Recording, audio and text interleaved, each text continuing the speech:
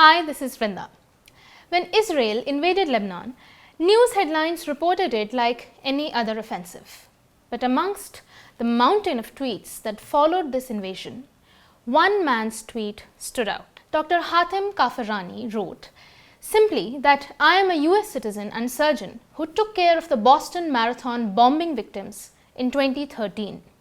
I paid for 7 years to own a small apartment in downtown Beirut for my 3 kids to enjoy summers there. Today, Israel reduced my dream home to rubble with American weapons paid by my taxes. We cannot verify the claims that Dr. Kafarani is making here, but his words recall an important message that came from Pope Leo himself, who has said that journalists should report the war from the eyes of the victims. Is the media doing so? This is how Scotland's newspaper, The National, printed its front page on the 14th of March 2026. Stop using our airports to bomb Iran. Can you imagine any newspaper in India calling out its own government or the government of the USA over a war? When you read the news, are you reading the news or are you reading what the newspapers want you to read? Under the headline of The National, there is an image of a woman sitting amongst the ruins of Tehran, and the tweet next to it says that poll finds majority oppose use of Scottish airports by the US to wage war on Iran. The National's headline leaves no room for doubt. The newspaper is taking a clear position against the war and against Scotland's involvement in the war.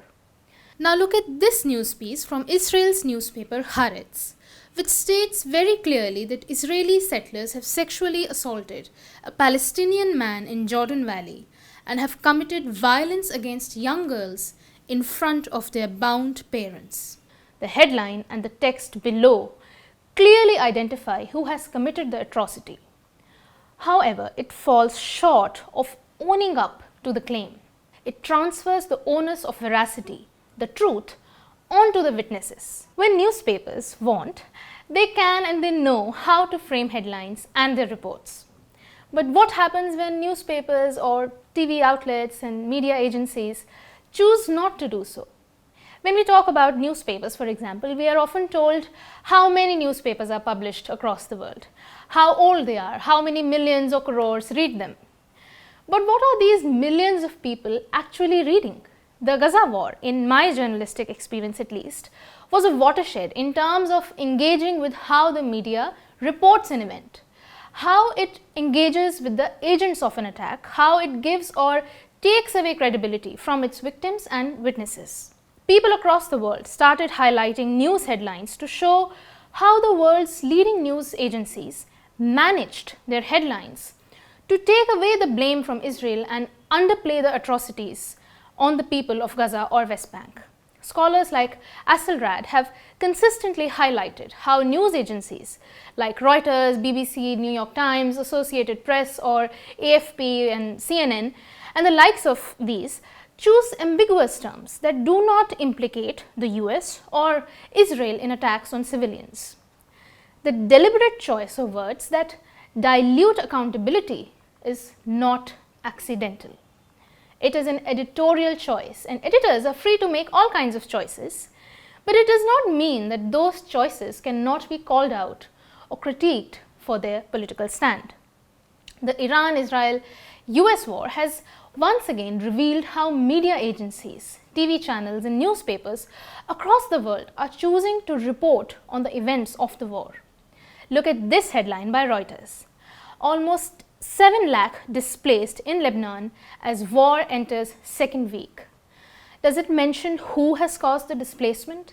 Does it delegate any responsibility on Israel's orders of evacuation? Again, it is an editorial choice to write a headline a certain way, but it is also my editorial choice to critique it. News agencies have critiqued the manner in which prominent outlets of Western media are covering the war. After the strike on the girls' school in Iran's Minab, the New York Times ran a short report on page 11 the next day. Later on, the New York Times did a detailed investigation on the attack and claimed that it was quite likely that the strike was done by an American missile. But the piece was again critiqued for its headline, which says that analysis suggests school was hit amid US strikes on Iranian naval base. The newspaper makes a claim, but gingerly, with doubt. The framing of the headline still casts doubt. It merely suggests. In the same headline, we are also given a reasoning that blunts the impact of the attack. Amid strikes on Iranian naval base. This seems to give the attack a context. Why can't the headline mention that 165 girls died in the school? The investigation in itself is excellent work, and even if the New York Times cannot clearly state American responsibility, why dilute it with a headline that takes away from the human toll of the tragedy? Here, for instance, a horrifying news report is being disclaimerized with 2 words, medics say. Professor Axelrad has asked this. Imagine the coverage, the TV segments, push notifications, posts and headlines if 16 Israelis, including children, were killed in one day during a so-called ceasefire. In this BBC report, the headline declares that Israel says limited ground operations underway in Lebanon. But ABC reported the same thing as Israel's invasion of Lebanon is pushing a fragile nation to its tipping point. New York Times says in this headline that Israel's expanding ground assault in Lebanon meets resistance in Hilltop town. But Axios reports the same thing as this. Israel planning massive ground invasion of Lebanon, officials say. When Russia did it, the headline by Bloomberg said that Russia moves to annex occupied Ukrainian land.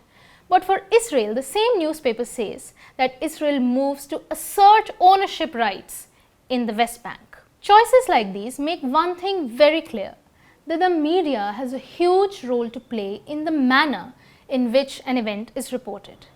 It is not merely the relay of information that happens when you pick up a newspaper. A media outlet declares its politics, its stand on war and its commitment to the people when it writes a report, frames a headline or quotes a source. It is incredibly difficult to be able to see through these linguistic delicacies. Even I am relying on the critique of others for making this report. But at a time when the media is owned by billionaires with interests in weapons, and the Trump administration threatening broadcasters to report favorably, it is well worth your time to pick up a newspaper and read what your newspaper is trying to hide behind its big, bold headlines. This is Vrinda.